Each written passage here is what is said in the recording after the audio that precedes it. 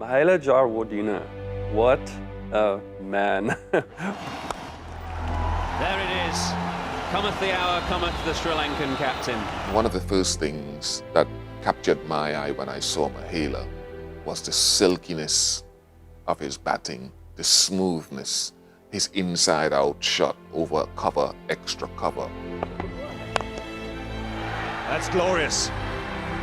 The amazing thing about Jaivardhan was that if you turned up to game when he was batting and you didn't look at the scoreboard, you'd probably have no idea how many runs he'd got, whether he was on 20, 120, sometimes even 220.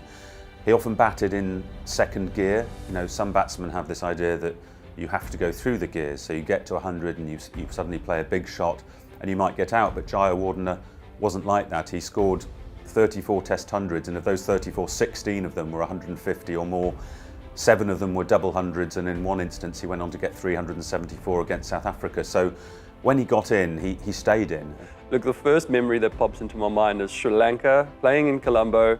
He almost broke a world record, and it was just marvelous to watch.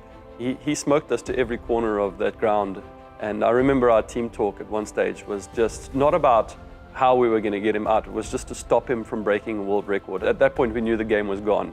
But it just shows the impact that Mahila had. He was terrific in partnership with Kumar Sangakkara, two of my favourite players to watch bat, even when I was playing against them. When you look at Sri Lanka's success story since they became a test nation in the early 1980s, it's very easy to fixate on the wickets taken by Muttiah Muralitharan. But even Murali needed runs to bowl at, and more often than not those runs came from Kumar Sangakkara and Mahila Jaivardhan.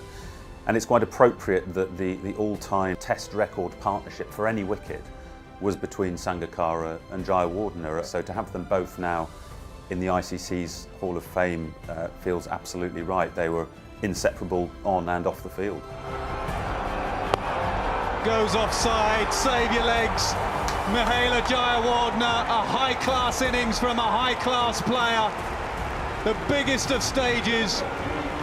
And the Sri Lankan has delivered. What an innings. He showed that T20 cricket could be played as a touch player, that while he didn't have the power of some of the more modern T20 players, he was able to find gaps. He would hit the ball inside out, he would hit the ball, chip the ball over mid-wicket. Beautifully played. Silky hands, soft hands. They say this game is about bashing the ball. Not if you're Mahila Jaivardhan. He was a menace when I bowled to him. He was so difficult, but he was so, beautiful to watch. He played a wonderful cover drive, and then the moment you dropped it short, he could pick up pull quite quickly. I marvelled at the way that he went about his business. He wasn't there slogging and trying to smack it all over the place. He had great touch and just a fluidly beautiful player. Now has he got it? Yes, he has. Sri Lanka, the new champions of the ICC World T20. Well played.